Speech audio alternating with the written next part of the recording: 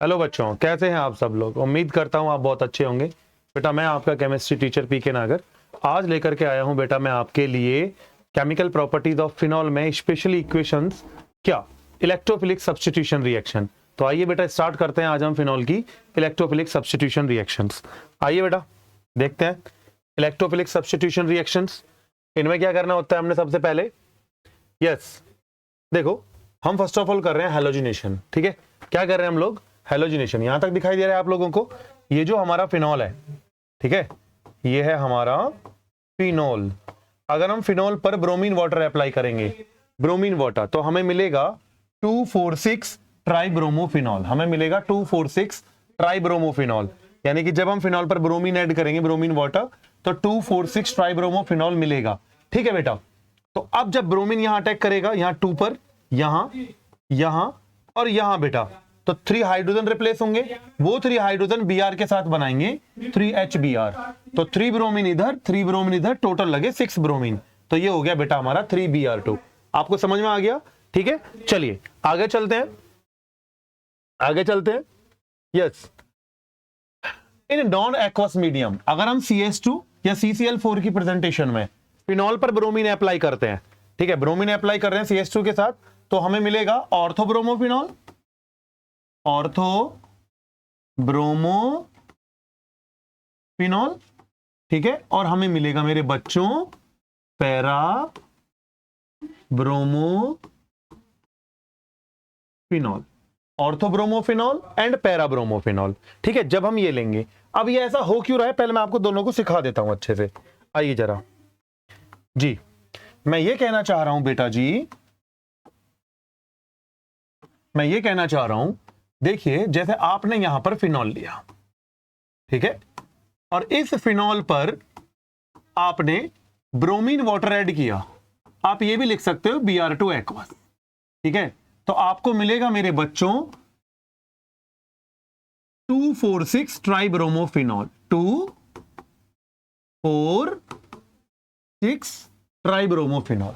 अगर मेरे बच्चे फिनॉल पर एक्वस ब्रोमीन डालेंगे तो आपको मिलेगा 2,4,6 tribromophenol. But other non aqueous medium में अगर आप लोग यहां पर फिनॉल के ऊपर ब्रोमीन डालेंगे, किसकी प्रेजेंटेशन में बेटा, CS2 की प्रेजेंटेशन में, तो हमें मिलेगा ऑर्थोब्रोमोफिनॉल। ठीक है, और एक हमें मिलेगा बेटा पैराब्रोमोफिनॉल। एक हमें मिलेगा ऑर्थोब्रोमोफिनॉल और एक हमें मिलेगा मेरे बेटा पैराब्रोमोफिनॉल। ठीक है, समझ में आता है। लेकिन अब आपके दिमाग में आएगा कि भाई ऐसा क्यों, ऐसा क्यों हो रहा है कि यहां पर एक्वस लेने पर 2,4,6 ट्राइब्रोमोफिनॉल बन रहा है और यहां पर अगर नॉन एक्वस कंडीशन ले रहे हैं तो केवल ऑर्थोब्रोमोफिनॉल और पैराब्रोमोफिनॉल बन रहा है।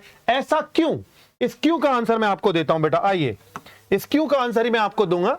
आइए जरा देखते हैं ऐसा क्यों। मैं एक्सप्लेनेशन में इसका आंसर देने वाला हूं, थोड़ा सा ध्यान से देखना बेटा। Phenol ionise in water, phenol water में आयोनाइज हो जाता है और gives phenoxide ion C6H5O negative.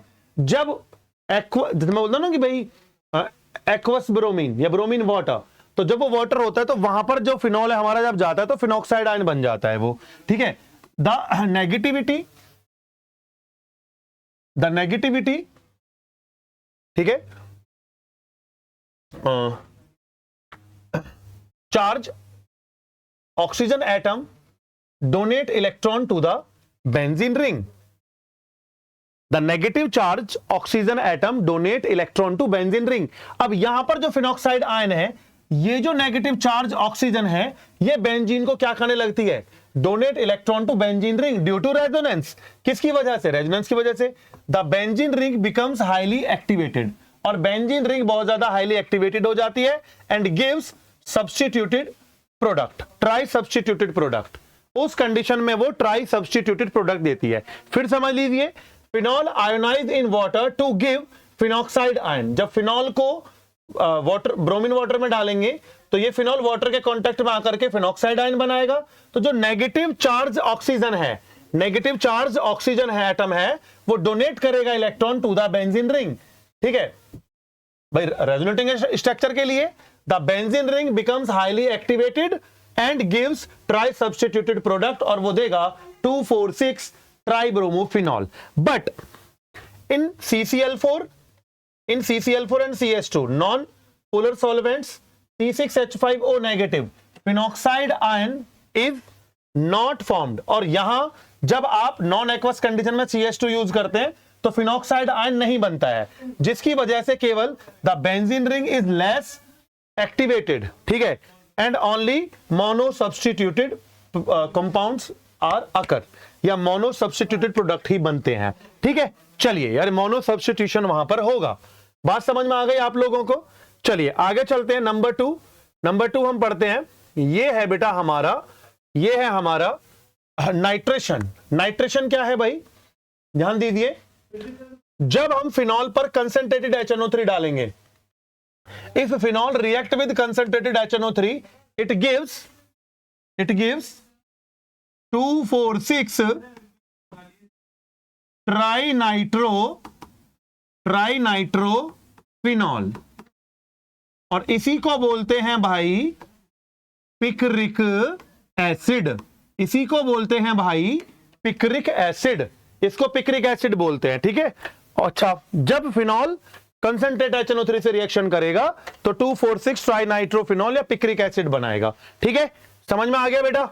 आइए आगे चलते हैं. ये देख लिया आप लोगों ने. यस, देखिए आगे. अब आता है ये सबको समझ में आ गया. आइए इधर आते हैं.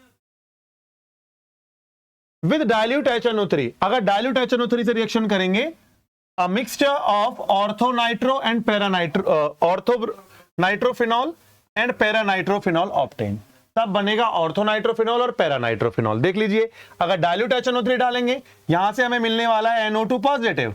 ठीक है, NO2 पॉजिटिव, और ये NO2 पॉजिटिव एक तो हमें देगा ऑर्थोनाइट्रोफिनॉल और एक हमें देगा पैरानाइट्रोफिनॉल. ठीक है बेटा, जब हम डाइल्यूट HNO3 लेंगे. अब आगे की बात, ये बहुत इंपोर्टेंट क्वेश्चन बन जाता है. क्यों बन जाता है? एक क्वेश्चन पूछा जाता है एग्जाम में. आप इसको देख पा रहे हैं यहां तक? चाहो तो स्क्रीनशॉट ले सकते हो.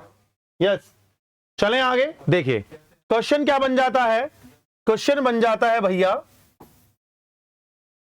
क्वेश्चन बन जाता है ऑर्थोनाइट्रोफिनॉल इज एक्सट्रीम वोलेटाइल जबकि पैरानाइट्रोफिनॉल इज नॉट.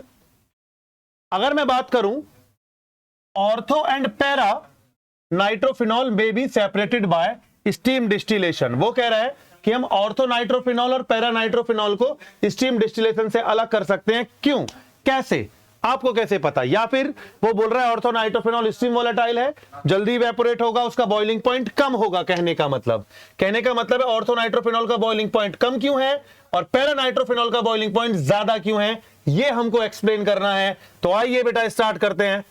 ठीक है, कैसे, देखिए ये इसका एक्सप्लेनेशन है. क्या भैया, ये क्या बोल रहा है? पैरा नाइट्रोफिनॉल जो होता है वो एसोसिएट हो जाता है.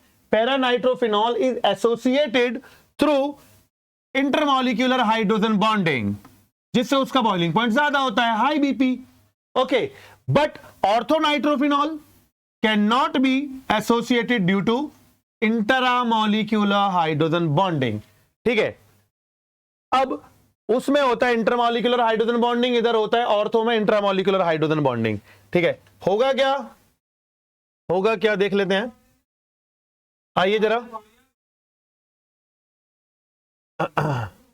देखिए, मैं दिखाना चाहता हूं, ये समझिए जरा, ये समझिए. ये मैं क्लाउड में बंद कर रहा हूं, 1 मिनट जरा देखिए. ये एसोसिएट हो चुके हैं, यानी कि ऑर्थोनाइट्रोफिनॉल के 2 मॉलिक्यूल लिए मैंने, ऑर्थोनाइट्रोफिनॉल के मॉलिक्यूल लिए, और जरा समझने की कोशिश करना. ये देखो, ये हाइड्रोजन बॉन्डिंग है, ये ऑर्थोनाइट्रोफिनॉल का एक मॉलिक्यूल है, और ये बीच में डॉटेड ये हाइड्रोजन बॉन्डिंग है, और ये सेकंड मॉलिक्यूल है. ठीक है, तो यहां पर क्या हो रहा है, इंटरमॉलिक्यूलर हाइड्रोजन बॉन्डिंग होती है पैरानाइट्रोफिनॉल में. अब नीचे की तरफ हम देख पा रहे होंगे, थोड़ा सा ध्यान देते हैं इसमें. यहां क्या दिख रहा है, ये है इंट्रामॉलिक्यूलर, ये hydrogen bonding, intramolecular hydrogen bonding इसी मॉलिक्यूल में, अकेले मॉलिक्यूल में आएगी. लेकिन इंटर में आएगी इंटरमॉलिक्यूलर हाइड्रोजन बॉन्डिंग 2 मॉलिक्यूल में आएगी. किस में आएगी बेटा? 2 मॉलिक्यूल्स में आएगी, इसमें और इसमें. ठीक है, तो इसका बॉइलिंग पॉइंट ज्यादा होता है, ये सिंगल में आता है तो इसका बॉइलिंग पॉइंट क्या होता है, कम। आ गया बात समझ में आप लोगों को, ठीक है। तो बेटा अब नेक्स्ट हम मिलेंगे, आपको पढ़ाया जाएगा नेक्स्ट वीडियो में हम लेकर के आएंगे फिनॉल से रिलेटेड एनसीईआरटी के इंपॉर्टेंट क्वेश्चंस। तो अपनी नेक्स्ट वीडियो में हम आपको पढ़ाएंगे एनसीईआरटी से रिलेटेड क्वेश्चंस। ओके।